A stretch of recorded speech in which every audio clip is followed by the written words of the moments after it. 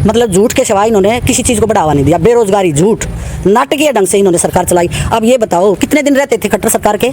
इन्होंने खट्टर को उठा के करनाल में भेज दिया, क्योंकि उसके नाम पे एक वोट भी नहीं मिलने वाली थी, इसलिए इन्होंने चेंजिंग की। नाटकीय ढंग से हरियाणा में ये हो रहा है, बड़े नेताओं की टिकट काट के और उनको तो निर्दलीय उठा दिया कांग्रेस की वोट काटने के लिए। ये भी एक नाटक रचा इन्होंने।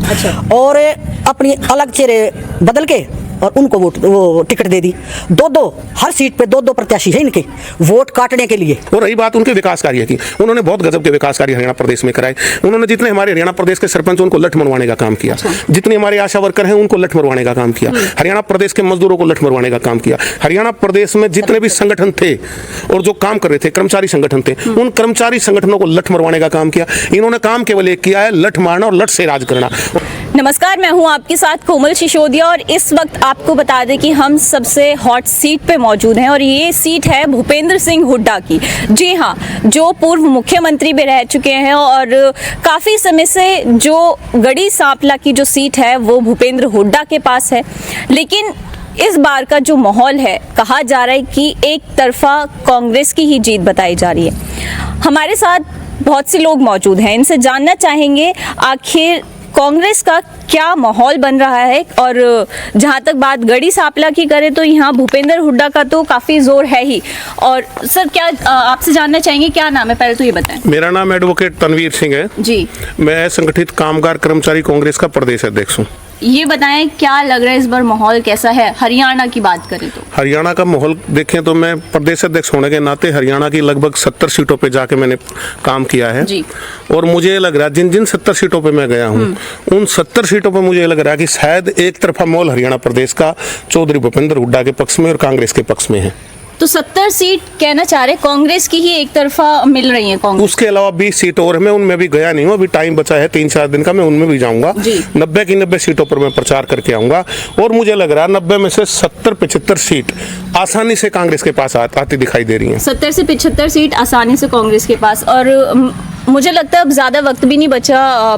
जो मतदान होना है हरियाणा में 5 अक्टूबर को है और 8 को नतीजे आ जाएंगे। तो 5 तारीख तक क्या लग रहा है कि कितना मजबूत जो है जिन सीटों में जो जहाँ पे भाजपा के उम्मीदवार हैं वहाँ पे कितना मजबूत कर पाए आप कांग्रेस को? भाजपा के उम्मीदवारों की तो बात करने की जरूरत ही नहीं है। भाजपा का एक उम्मीदवार तो टिकट मिलने के बाद ही छोड़ के चला गया था कि लोग मेरे खिलाफ हैं, लोग बीजेपी के खिलाफ हैं और इसलिए मैं बीजेपी की टिकट वापस दे रहा हूं। हरियाणा प्रदेश में कोई माहौल में कोई ऐसा बदलाव आने की कोई उम्मीद नहीं है। परिस्थितियां केवल एक तरफा हैं और बीजेपी के खिलाफ मोहर है और कांग्रेस के पक्ष में माहौल है। जी। आपका नाम? मेरा नाम निर्मला देवी है, पूर्व जिला पार्षद हूँ मैं। जी। ये बताएं, बीते 10 साल में हरियाणा के जो मुख्यमंत्री थे मनोहर लाल खट्टर थे, क्या कार्य किए उन्होंने? उन्होंने झूठ बोलने के सिवाय कोई कार्य नहीं किया जी। कोई भी विकास का कार्य सिरे नहीं चढ़ा। ना हमारा पानी, ना हमारी बिजली और ना गरीब आदमियों के लिए कोई सेवा, ना सड़क, ना रोड, किसी तरह का भी कोई वो नहीं, सिवाय झूठ बोलने के और कुछ कार्य उन्होंने नहीं किया। गरीब आदमियों को सताया गया है और कभी किसी बहकावे में किसी को दे लिया, कभी किसी तरह का बहकावे के सिर्फ टोंटबाजी, डोंडरेबाजी, जिसको हम देसी भाषा में डोंडरेबाजी मतलब एक नाटकीय तरीके से धर्म के नाम पे भाईचारे को बांट दिया गया। विकास का कोई कार्य नहीं किया। और हुड्डा साहब के तो मैं बताना चाहूँगी कि हुड्डा साहब की कितनी वो हैं जी, पर मंथ महिला को 2000 रुपये और 300 यूनिट बिजली फ्री और 300 यूनिट बिजली फ्री और 2000 महिला के 25 लाख तक का मुफ्त इलाज गरीबों का। और जो राशन का वो पहले वाला सिस्टम था और किसानों के लिए हर तरह की मंडियों का सहयोग जैसे पहले होता था। और खट्टर सरकार ने तो किसान को बर्बाद करने का काम किया, सरपंचों पे लाठीचार्ज किया, किसानों पे बौछारें बिछाई गई और हमारे जो मजदूर थे उनको तबाह सा कर दिया। मतलब कोई काम नहीं है, कोई किसी तरह का वो नहीं है, क्योंकि बुढ़ापा पेंशन भी हुड्डा साहब ने 6000 की और इन्होंने कहा कि कहाँ से देंगे, अब क्यों ये बढ़ा रहे हैं। कांग्रेस सरकार ने 2000 पर मंथ ये चूल्हा खर्च के देने का वादा किया, तो ये कह रहे थे कि कहाँ से देंगे ये, और अब इन्होंने 2100 कर दिया, इन्होंने 2100 कर दिया, फिर हमारी उसको क्यों आगे बढ़ा दे रहे हैं? पेंशन को भी इन्होंने वो किया, पहले तो मजाक करते थे, फिर हमारा ही जो हुड्डा साहब ने अनाउंस किया है उसी को फिर अपना लेते हैं। बीते 10 साल में खट्टर साहब ने कोई काम नहीं किया? कोई काम नहीं किया जी। हुड्डा साहब ने फ्लाईओवर देखते हो, सड़कें देखते हो, पानी, मतलब हर तरीके का काम किया। रोहतक में तो बिल्कुल एक 0 पे आउट होने वाला काम किया खट्टर साहब ने, नहीं तो और कोई काम नहीं किया सिवाय झूठ बोलने के। तो आपके कहने का मतलब है कि मनोहर लाल खट्टर ने बीते 10 साल में सिर्फ झूठ बोला और कोई किसी तरह का विकास कार्य नहीं किया। सर, क्या नाम है आपका? मेरा राजवीर सिंह फौजी। जी, कहाँ से हैं आप? मैं सांपला से हूँ जी। यहाँ हम डोर टू डोर करने के लिए पूरा हल्का हम घूम के पूरा हुड्डा साहब का मदद के लिए पूरा हल्का घूम रहे हैं जी। ये बताइए, जो अग्निवीर योजना लेकर के आए हैं, अब बीजेपी ने ये घोषणा कर दी कि उनको रिटायरमेंट के बाद सरकारी नौकरी और उसके साथ पेंशन दी जाएगी, जो अग्निवीर है। ये अग्निवीर की जो योजना लेके आए हैं भाजपा सरकार, ये तो बहुत ही नीची कोटि की योजना है, क्योंकि अग्निवीर 4 साल में तो एक बच्चा भी बोलना नहीं सीखता अच्छे से, तो वो तो एक बॉर्डर पे लड़ाई लड़ना कोई हंसी खेल की बात नहीं है। 4 साल में तो जो है ट्रेनिंग ही पूरी नहीं होती, कोर्सों में ही उलझा रहता है, तो इसके तो पूरा देश ही खिलाफ है अग्निवीर की जो है पूरा देश खिलाफ है, और इसके खिलाफ काफ़ी विरोध प्रदर्शन भी हुआ। और सबसे ज़्यादा लोग जो है, जो युवा हैं, सबसे ज़्यादा हरियाणा से ही जाते हैं फौज में। क्या कहेंगे आप? देखो, अग्निवीर का जो इन्होंने लेकर आए हैं, हम अगर बात सोचें, जैसे हमारे फौज से रिलेटेड हमारे राजवीर जी ने बताया कि 4 साल में तो बच्चा भी बोलना नहीं सीखता। ये चाहते हैं, बीजेपी वाले चाहते हैं कि अग्निवीर योजना के तहत हम बच्चों को हथियार चलाना सिखा दें, और जब 4 साल बाद उनको निकाल देंगे, निकालने के बाद वो जिस भी प्रदेश के, चाहे हरियाणा प्रदेश हो, उत्तर प्रदेश हो, बिहार हो, जहाँ के भी हों, वो बच्चे करेंगे क्या? हथियार चलाना उनको आता है, 2 नंबर के हथियार लेंगे और लोगों को साथ बदतमीजी, हत्या, इस तरह के व्यवहार होगा उन लोगों का।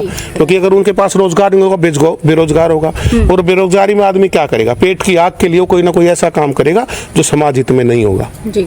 हरियाणा में जो है कांग्रेस की लहर है पूरी, और कांग्रेस का काफ़ी जोर है। मुख्यमंत्री के तौर पे अगर कांग्रेस जीती है, तो मुख्यमंत्री इस बार किसका चेहरा देखती हैं आप?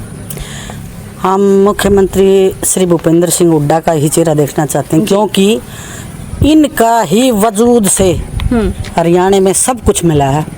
जैसे हरियाणा पहले नंबर 1 पे था, बेरोजगारी नहीं थी, अब सबसे पीछे चला गया हरियाणा।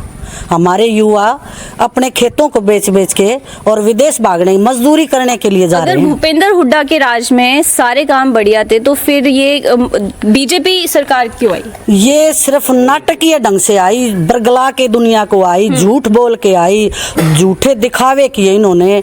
जैसे अब कह रहे हैं पेंशन देंगे, पक्की नौकरी देंगे युवाओं को, ये अग्निवीर योजना की बात कर रही हूँ मैं, पेपरों में रोज निकालते हैं, जबकि आचार संहिता लगी हुई है, कुछ होने वाला नहीं है, फिर भी फार्म निकालते हैं, भर्तियां निकालते हैं, कहते हैं आचार संहिता नहीं है। मतलब अनाप शनाप। ये नायब सैनी ने भी देखो इतनी झूठ बोली कि इनका जितना मैं समझती हूँ, जितनी बुराई मतलब इनके अंदर है ना, हमने कभी सुनी भी नहीं, और अब देखी है पूरे हरियाणा ने। अगर झूठ बोल के और बर्ग ला के अगर बीजेपी सत्ता में आई, मान लीजिए अगर ऐसा है, तो फिर बीजेपी पिछले 5 साल से भी कांग्रेस इसमें सत्ता में है हरियाणा में, तो फिर ये ऐसा क्यों हुआ? बीजेपी ने कुछ तो कार्य करे होंगे, तभी 10 साल से टिकी हुई है। रोहतक में तो कोई कार्य नहीं किया इन्होंने। अच्छा, सिर्फ इंटरडोर से तो सर्विस देते हैं ये, और नाम लेते हैं पेपरों में सिवाय झूठ के। इनके सभी तो पेपरों में इसी तरह के लिंक है, झूठ के सिवा पेपरों में कभी नहीं आता,